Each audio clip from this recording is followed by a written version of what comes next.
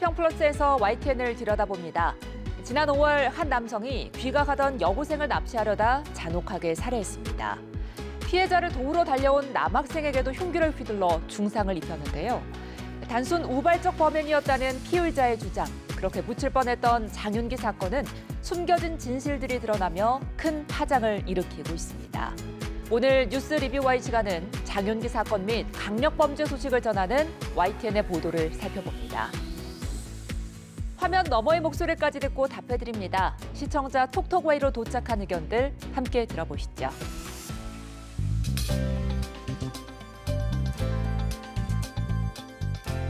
시청자 여러분 안녕하십니까? 윤보리입니다. 무더운 여름이면 시원한 계곡이나 바다를 찾아 물놀이 즐기는 분들 많으실 텐데요. 더위를 식혀주는 물놀이는 여름철 큰 즐거움이지만 한순간의 방심이 큰 안전사고로 이어질 수도 있습니다. 행정안전부도 물놀이를 할 때는 구명조끼를 꼭 착용하고 안전요원이 있는 지정된 구역에서만 물놀이를 즐길 것을 당부했는데요. 올여름 시원함도 안전도 모두 챙기시길 바라면서 이번 주 시청자 비평 플러스 뉴스 리뷰와이부터 시작합니다.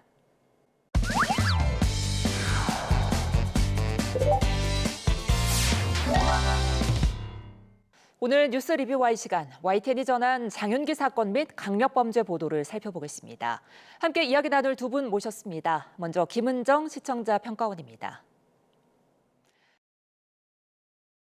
이동호 해설위원실장입니다.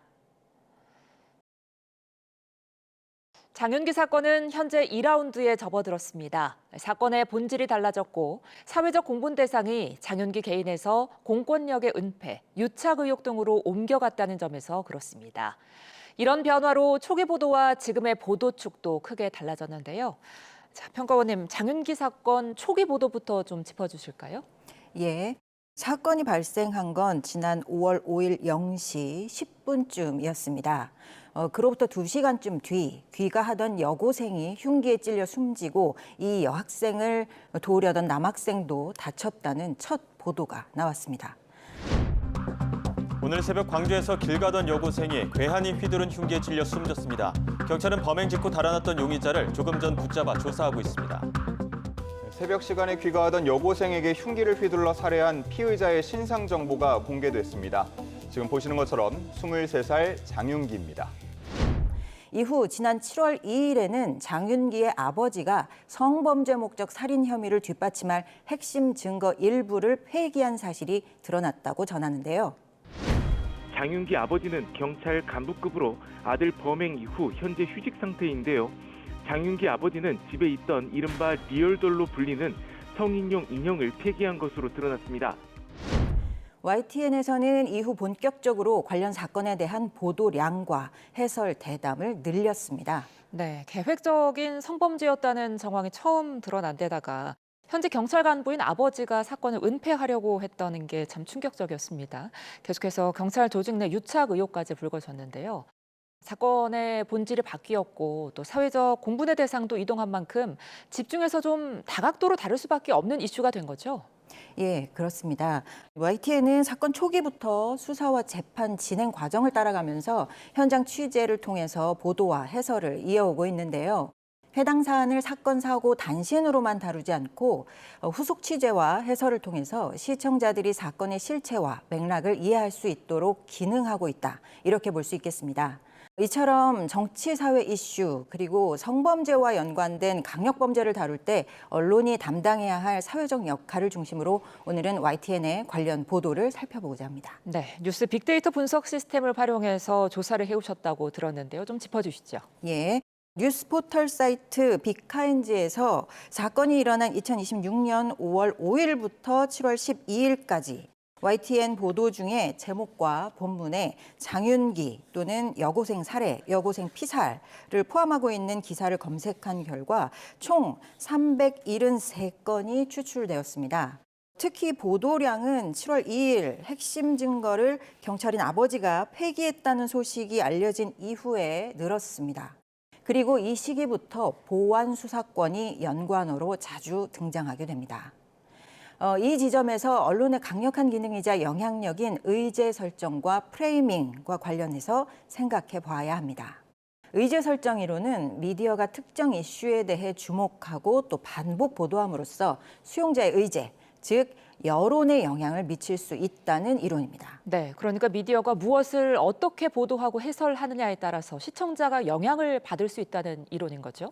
맞습니다. 이때 사안에 대한 미디어의 관점, 미디어의 프레이밍이 수용자가 해당 이슈를 이해하고 인식하는 데 영향을 미친다는 것입니다. 미디어가 무엇을 선택하고 강조하느냐, 반대로 무엇을 배제하고 드러내지 않느냐에 따라 수용자가 해당 이슈를 판단하는 관점이 달라질 수 있다는 것이죠. 최근 검찰 보안수사권 존폐 문제는 우리 정치사회 분야에서 뜨거운 쟁점이 되고 있습니다. 이러한 사안에 대해서 언론은 정책과 제도 변화로 인해 야기될 수 있는 문제점을 점검하고 또 보완할 수 있도록 날카로운 질문을 제기해야 합니다. 그러기 위해서는 다양한 의견이 표출되고 조정할 수 있도록 공론장 역할을 수행해야 하고요. 예, 그렇다면 YTN의 그 공론장 역할을 좀 잘 수행하고 있습니까? 이 사안에 대한 YTN의 보도를 분석해 보니 전자의 역할은 잘 수행하고 있다.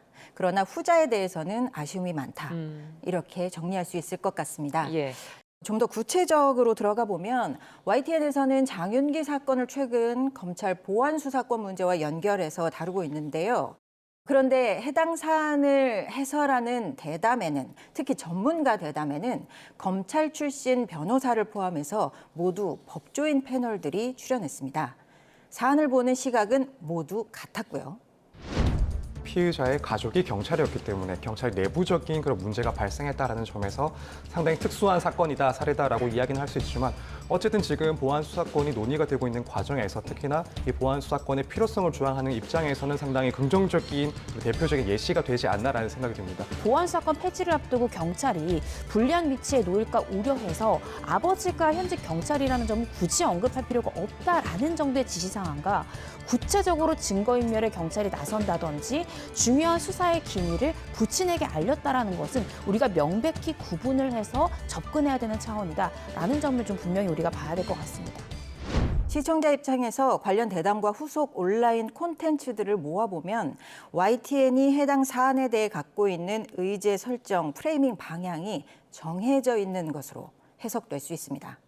또 뉴스 프레임의 관점에서 지난주 장윤기 사건 YTN의 보도 언어, 키워드들을 살펴볼 때 자주 등장하는 단어가 지역명이었습니다. 보도 과정에서 수사와 행위 주체를 설명하면서 광주경찰청, 광주광산경찰서 등이 정보 차원에서 언급되는 것은 문제가 없다고 보는데요. 다만 헤드라인이나 사건명을 선정할 때에는 주의가 필요하다고 봅니다. YTN 보도를 살펴보니 사건을 명명할 때, 앵커가 리드 멘트를 할 때도 광주 여고생 살인 사건과 장윤기 사건을 혼용해서 사용하는 경우가 있었습니다. 네, 지난 5월 광주 여고생 살인 사건의 피의자인 장윤기의 부친이 사건의 핵심 증거들을 폐기했다는 의혹에 대해 경찰청이 오늘 현지 감찰을 진행하고 있습니다. 광주 여고생 살인 사건의 피고인 장윤기가 내일 2차 공판에 출석합니다. 첫 공판에서 입장 표명을 미뤘던 범행 동기에 대해서 어떤 식으로 진술할지 주목됩니다. 이정미 기자입니다. 강력범죄에 대해 연속 보도할 때 특히 YTN과 같은 24시간 보도 전문 채널에서는 보도의 사회적 영향을 고려해서 내부적으로도 보도 용어를 조정하고 통일하는 절차가 필요하다고 봅니다. 이처럼 사건, 사고를 보도할 때 미디어 프레임의 관점에서 해당 사건을 어떻게 명명하고 헤드라인을 뽑을지 언론사에서도 고민이 될 것으로 보입니다. 우리 언론은 관행적으로 사건, 사고가 일어난 지역명을 범죄 행위 앞에 붙여서 사안을 명명하고 구분하는 경우가 많은데요. 이 경우 의도치 않게 지역 혐오 정서로 연결될 우려가 있습니다. 그래서 여쭤보고 싶은데요. 사건, 사고에 어떤 용어를 사용하는지 또 초기 프레이밍을 어떻게 하는지가 그 사건을 어떻게 받아들일지를 결정하는 데 큰 영향을 미칩니다. 범죄에 대해서 명명하고 사건 관련 헤드라인을 뽑을 때 일관성 있게 적용하는 YTN 내부에 가이드라인이 있는지 궁금합니다. 네, 지금 말씀하신 것처럼 언론 보도에서 이제 사건과 사고에 대한 명명과 프레임이 사회적 인식에 미치는 영향은 이제 대단히 크다고 할 수 있겠는데요. 따라서 지역명 기반의 명명이 초래할 수 있는 낙인 효과나 혐오 조장 가능성에 대한 우려는 미디어 윤리 측면에서도 매우 중요한 지점이라고 할 수 있겠습니다. YTN을 비롯한 대부분의 주요 방송사는 범죄 보도와 인권 보호에 관한 보도 준칙과 제작 가이드라인을 가지고 있습니다. 우선 피의자의 신상을 특정하거나 또 과도하게 부각하는 명칭을 지향하고 있고요. 특정 지역이나 또 성별, 인종, 종교 등에 대한 편견을 강화하거나 또는 혐오로 유발할 수 있는 표현을 사용하지 말 것을 지금 강조하고 있고요. 지역명 결합 방식에 대해서는 최근 언론계 내부에서도 문제의식이 높은 상황인데요. 무슨 동 사건, 무슨 지역 범죄와 같은 명명은 해당 지역 전체를 위험한 곳으로 낙인 찍거나 또 지역 주민들에게 집단적인 피해를 줄 수 있다는 점을 충분히 인식을 하고 있습니다. 따라서 최근에는 지역명을 직접 결합하기보다는 사건의 성격을 중심으로 명명하는 방향으로 이제 변화하고 있는 상황인데요. 보도 현장에서 헤드라인을 구성할 때 우선시하는 기준은 다음과 같습니다. 지역이나 가해자 중심의 명명보다 사건의 본질적인 원인이나 피해 방지를 위한 제도적 맥락을 담기 위해서 노력하고 있습니다. 사건의 충격성을 극대화하기 위한 자극적 장명을 지향하고요. 수사 당국의 공식적인 명칭이나 사안의 핵심 범죄 유형을 사용하고 있습니다. 특정 지역을 명시해야 할 필수 불가결한 사유가 없다면 불필요하게 지명을 헤드라인에 넣지 않는 것이 권장되고요. 시청률이나 이제 클릭수가 중요한 환경인 상황에서 이용자들의 시선을 끌기 위해서 지역명이나 자극적인 프레이밍이 유혹적으로 느껴질 수 있다는 점을 실무자들도 잘 알고 있는데요. 이 때문에 윤리적 보도와 클릭을 유도하는 보도 사이에서 끊임없는 충돌이 발생하는 것이 현실이라고 할 수 있겠습니다. 이 같은 상황에서 시민사회와 학계의 모니터링이 매우 중요한 역할을 하고 있다. 이런 점 말씀드리겠습니다. 네, 낙인 효과나 혐오 주장을 지향하는 YTN의 보도 준칙 그리고 제작 가이드라인 설명까지 들어봤습니다. 자, 이어서 YTN의 장윤기 사건 보도를 접하면서 또 우려되는 점이 있으셨다고요? 예, 장윤기 아버지가 폐기한 것으로 알려진 성인용 인형에 대한 명명과 자료 화면 사용입니다. 해당 사안을 전달하면서 YTN 보도와 해설 대담에 여러 차례 등장했습니다. 사건 내에서는 이미 폐기 처리된 증거였는데요. 보도에서는 자료 화면을 사용해서 이미지를 재현했습니다. 굳이 이러한 자료 화면이 필요했을까 우려되는 부분이 있었습니다. 성인용 인형 실물은 결국 경찰이 촬영한 영상 등 자료만 재판의 증거로 제출됐습니다. 경찰은 인형에서 채취한 장 씨의 유전자 정보와 감식 보고서, 훼손 상태를 촬영한 동영상 등을 확보했기 때문에 실물을 압수할 필요성은 없었다고 밝혔습니다. 2012년 한국기자협회와 국가인권위원회가 함께 제정한 성폭력 범죄보도 세부 권고 기준 실천 요강 3항에서는 언론은 가해자 중심적 성관념에 입각한 용어 사용이나 피해자와 시민에게 공포감과 불쾌감을 주고 불필요한 성적인 상상을 유발하는 표현을 사용하지 않는다. 또 9항에서는 특히 삽화, 그래픽, 지도 제공이나 재현 등의 신중을 기한다고 명시하고 있습니다.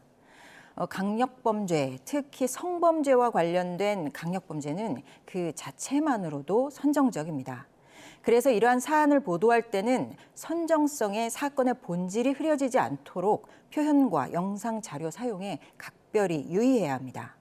이 부분에 대해서는 이미 여러 차례 문제 제기가 되어서 언론 자율 규정도 잘 마련되어 있습니다. 강력범죄를 선정적으로 다루게 되면 특히 아동 청소년에게 부정적 영향을 줄 수 있고요. 또 보도 매체의 신뢰성에도 직접적으로 영향을 미칠 수 있습니다. 이 때문에 몇몇 언론사에서는 범죄 사건을 다루는 언론사 내부 지침을 만들었다고 들었습니다. YTN에도 강력범죄, 특히 성범죄와 연관된 강력범죄를 다루는 내부 지침 혹은 제작진이 공유하고 있는 어떤 기준이 있는지 궁금합니다. 예, 그 성범죄를 비롯한 이제 강력범죄를 보도하는 데 있어서 선정성을 배제하고 사건의 본질에 집중하는 것은 그야말로 이제 언론이 이제 해야 할 가장 큰 핵심적인 사안이라고 볼 수 있겠는데요.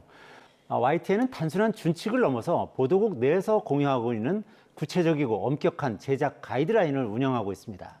우선 사건의 자극성을 줄이고 시청자의 불필요한 감정적 동요나 모방 범죄를 막기 위해서 엄격한 영상 제작 기준을 두고 있습니다. 사건을 시각적으로 재구성하는 재현 영상 제작 시에 범행 장면을 직접적으로 묘사하는 것을 원칙적으로 금지하고 있습니다. 혈흔이나 흉기, 신체 부위 등을 연상시키는 선정적인 그래픽이나 자극적인 색감의 사용을 제한하고 있고요. 대신에 사건의 구조나 수사 상황을 보여주는 객관적인 지도나 도표 등을 활용하고 있습니다. 피해자가 누구인지 특정할 수 있는 거주지나 동선 등 정보를 철저하게 배제하고 있고요. 또 피해자의 고통을 상세히 전하거나 상상력을 자극하는 식의 보도 방식을 차단합니다.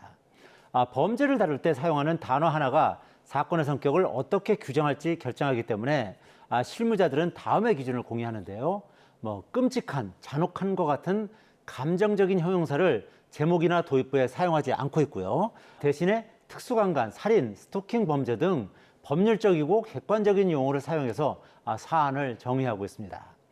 범죄자의 과거 행적을 지나치게 상세하게 다뤄서 그를 영웅화하거나 또는 범행의 서사를 정당화하는 미화를 경계하고 있습니다.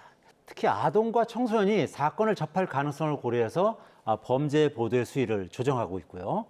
자극적인 내용을 보도할 때 경고 자막을 삽입하는 등의 조치를 취하기도 합니다. 이러한 기준이 현장에서 잘 지켜지도록 보도 전 데스크와 편집 과정에서 담당 부장이나 데스크가 선정적인 문구나 불필요한 영상 요소가 포함되지는 않았는지 다단계로 철저하게 점검하고 있고요. 또한 방송 이후에 시청자들의 반응이나 방송통신심의위원회 지적사항을 보도국 내부에서 공유하고 있고요. 차후에 유사 사건 보도 시에 동일한 실수를 반복하지 않도록 각별하게 주의를 기울이고 있는 상황입니다. 네, 영상 제작 기준부터 범죄 미화를 주장하지 않는 편집 방향까지 짚어주셨습니다. 이번 사건 초기 보도에서 언론이 반성할 부분이 적지 않습니다. 강력범죄에 대한 사회적 관심이 큰 만큼 언론의 보도는 그만큼 무거운 책임을 갖게 되는데요. 책임 있는 보도를 위해 고민하고 계속 노력하겠습니다.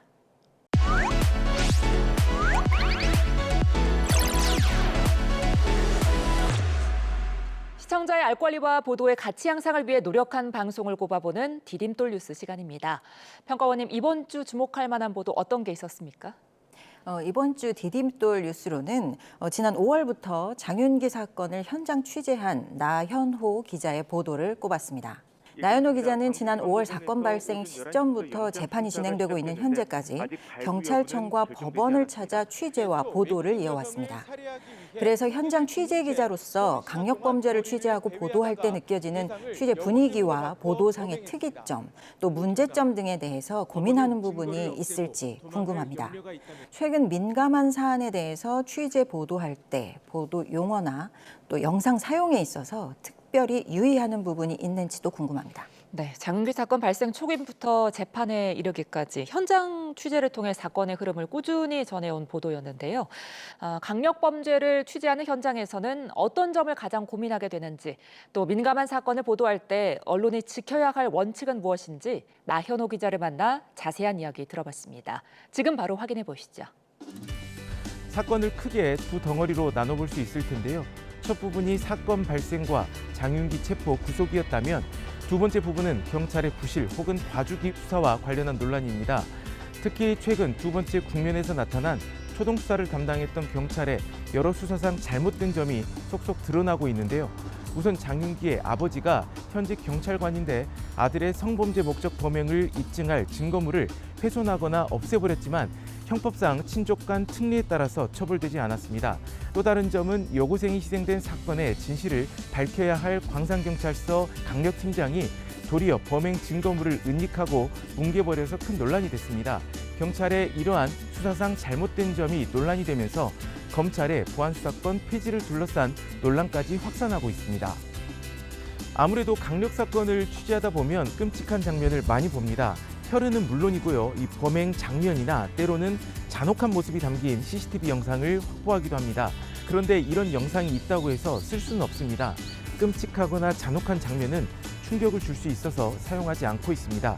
어쩔 수 없이 써야 한다면 두껍게 모자이크 처리를 해서 사용을 하고 있습니다. 영상뿐만 아니라 기사 작성도 마찬가지입니다. 특히 범행 장면을 묘사하거나 표현하는 것을 최대한 지양하고 있는데요. 모방 범죄의 위험이 있기 때문입니다. 아울러 강력 사건에는 피해자가 존재하는데요. 늘 2차 가해에 대한 우려를 고려하고 있습니다. 특히 가해자에 대한 불필요한 동정론이 생길 수 있는 서사는 지양하고 있고요. 또 피해자나 가족의 개인 정보 등이 유출되지 않도록 조심하고 있습니다. 피해자와 유족에게 트라우마로 남을 만한 자극적인 제목을 쓰는 것도 조심하고 있습니다. 그럼 오늘 뉴스 리뷰와이 마무리해 보겠습니다. 두 분 오늘 말씀 잘 들었습니다. 고맙습니다.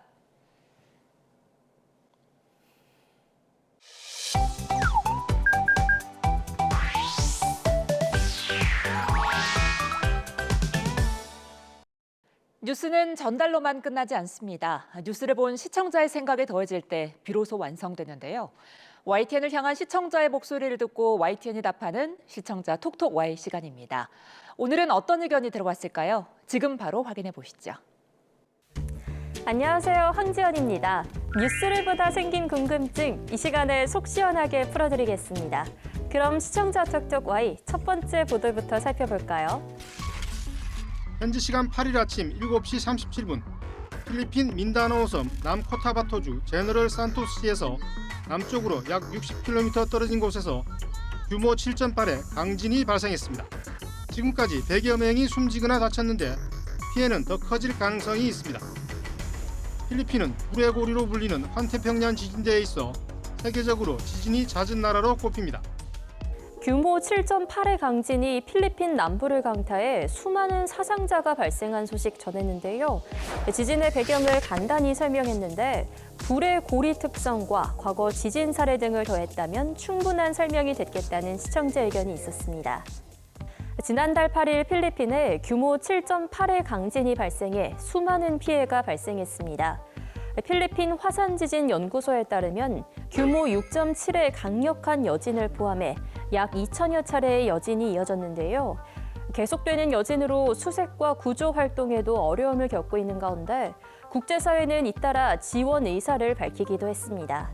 이렇게 필리핀에서 발생한 강진은 이번이 처음이 아니라고 하는데요. 이번에 지진이 발생한 민다나오 섬 남부 해역은 과거에도 막대한 인명피해가 났던 곳입니다. 1976년 8월 이곳에서 일어난 규모 8.0 지진은 필리핀 현대사에서 가장 뼈아픈 재난으로 기록됩니다. 당시 강력한 쓰나미가 섬 해안을 강타하며 7천여 명의 목숨을 앗아갔는데요. 2025년 10월에는 민다나오 앞바다에서 규모 7.5에 달하는 강진이 연이어 터지며 해안가 주민 전체를 대상으로 광범위한 긴급 대피령이 발효되기도 했습니다. 그렇다면 필리핀에서 이렇게 지진이 자주 발생하는 이유는 무엇일까요? 필리핀은 이른바 불의 고리로 불리는 환태평양 지진대에 속해 있습니다. 태평양판을 비롯한 거대 해양판이 필리핀 지각 밑으로 깊숙하게 파고드는 구조인데요.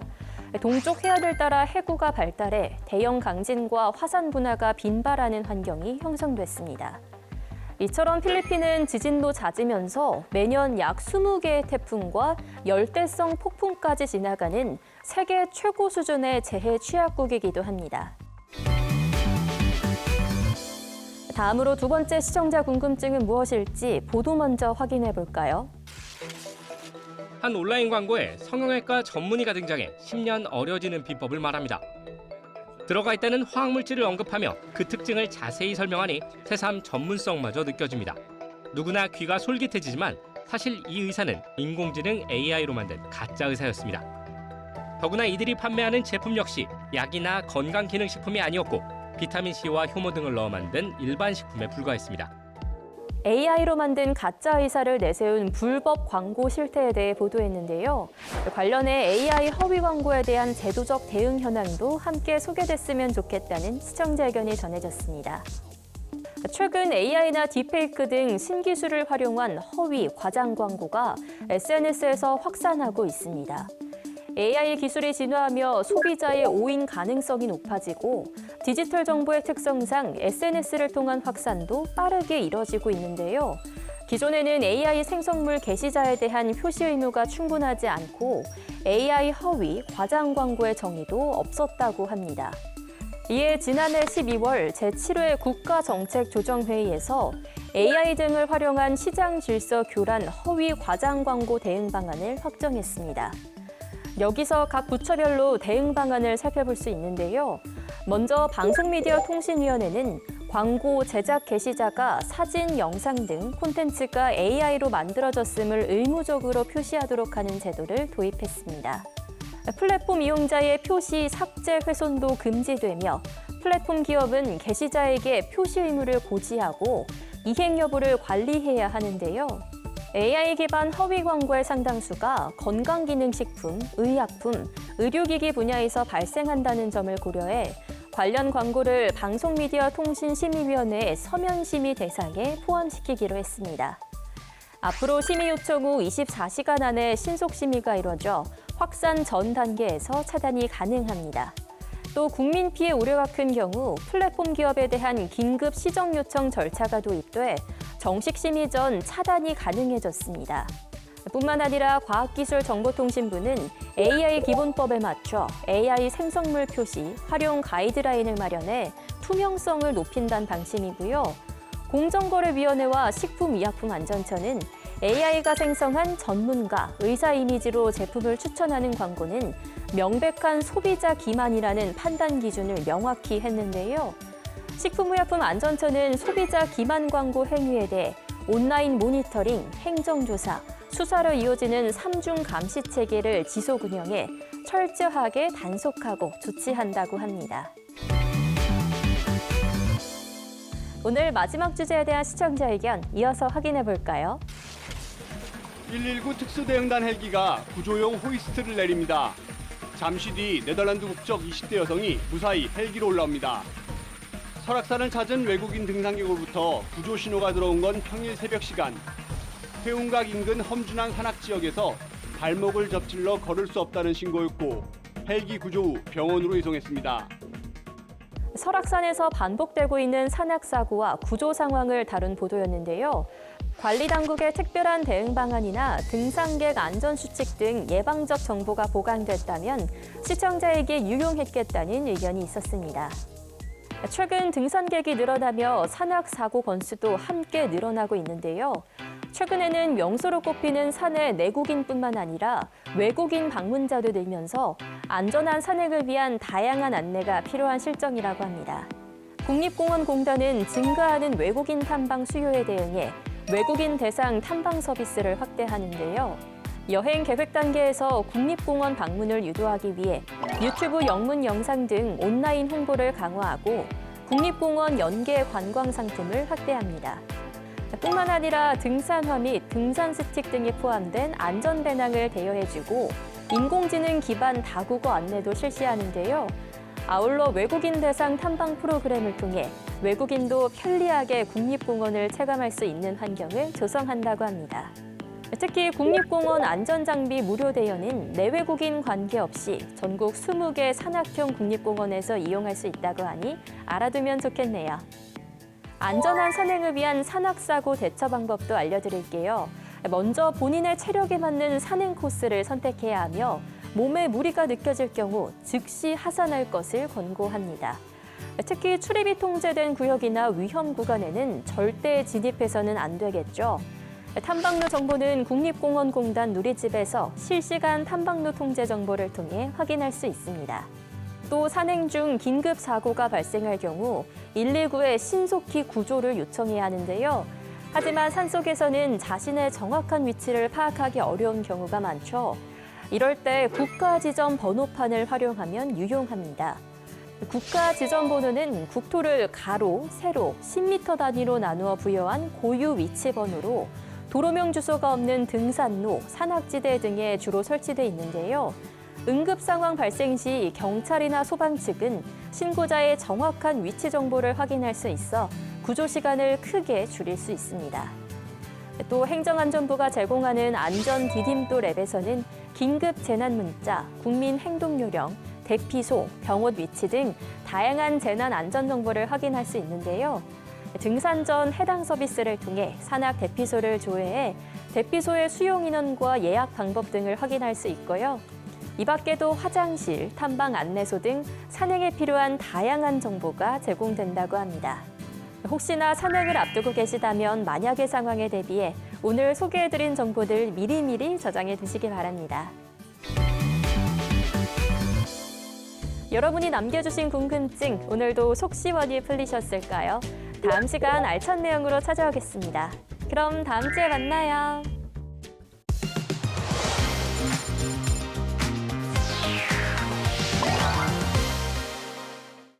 YTN의 보도를 되짚어보는 데 있어 시청자 여러분의 목소리는 중요한 기준이 됩니다. 방송에 대한 여러 의견들 SNS와 홈페이지를 통해 남겨주시고요. 시청자 비평 플러스는 다음 주 보다 깊이 있는 시선으로 찾아뵙겠습니다. 시청해주신 여러분 고맙습니다.